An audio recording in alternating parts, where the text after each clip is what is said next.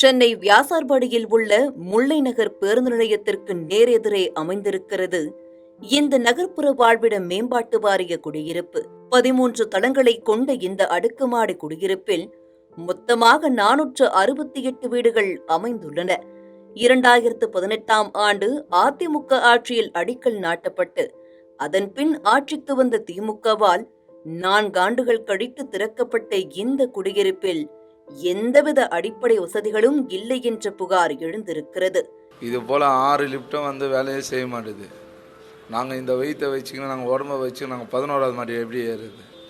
கவர்மெண்ட்டே சரியில்லை. எங்கள் வாழ்க்கை இப்படி தான் போகணுமா? எந்த கவர்மெண்ட்டில் சொன்னாலும் ஒரு கமிட்டியில் சொன்னாலும் எந்த நடவடிக்கையும் எடுக்க மாட்றாங்க.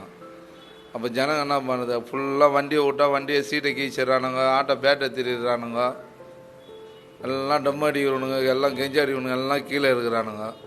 ஒரு பொருள் போகவும் இல்லை. மேலே நாசினாக தான் இருக்குது. டிடி பிளாக்கில் ஒரு கேமரா இல்லை, ஒரு செக்யூரிட்டி இல்லை, கரெக்டான ஆள், ஒர்க்கிங் ஆள் யாரும் இல்லை. இப்படி இருந்தால் எப்படி தான் இந்த கவர்மெண்ட்டு? நீங்கள் எல்லாத்தையும் போட்டு கொடுக்குறேன்னு தானே நாங்கள் வந்தோம்.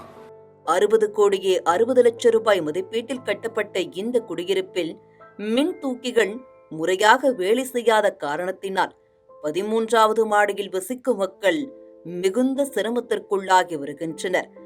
சென்னையில் குற்ற சம்பவங்கள் நாளுக்கு நாள் பெருகி வரும் நிலையில் கோடிக்கணக்கான ரூபாய் செலவில் கட்டப்பட்ட இந்த அடுக்குமாடி குடியிருப்பில் ஒரு சிசிடிவி கேமரா கூட பொருத்தப்படாமல் இருப்பது அவர்களின் பாதுகாப்பை கேள்விக்குறியாக்கி உள்ளது. கட்டி 3 வருஷம் தான் ஆகுது. டிடி பிளாக் இது சத்தியமூர்த்தி நகர் வேசப்படி டிடி பிளாக் வீடுங்கெல்லாம் ஓய்வுது. அதை போய் கம்ப்ளைண்ட் பண்ணால் ஒரு மாதத்தில் பண்ணி தரேன்றாங்க. சிஎம் செல்லுக்கெல்லாம் அமிச்சா வருஷம் கணக்கு ஆகுது. ஆனால் அந்த ஃபால்ட்டை கிளியர் பண்ண மாட்டுறாங்க. அதேமாதிரி மொட்டை மாட்டிலேருந்து கல்லை தூக்கி தலையில் போடுறானுங்க, வண்டியை வச்சு ஒடிக்கிறானுங்க, ஆட்டோ 2 வீலரு திருடுறானுங்க. லிஃப்ட்டுங்க 6 லிஃப்ட்டு அதுன்னா ஒரு 2 லிஃப்ட்டு 3 லிஃப்ட்டு ஓடுது.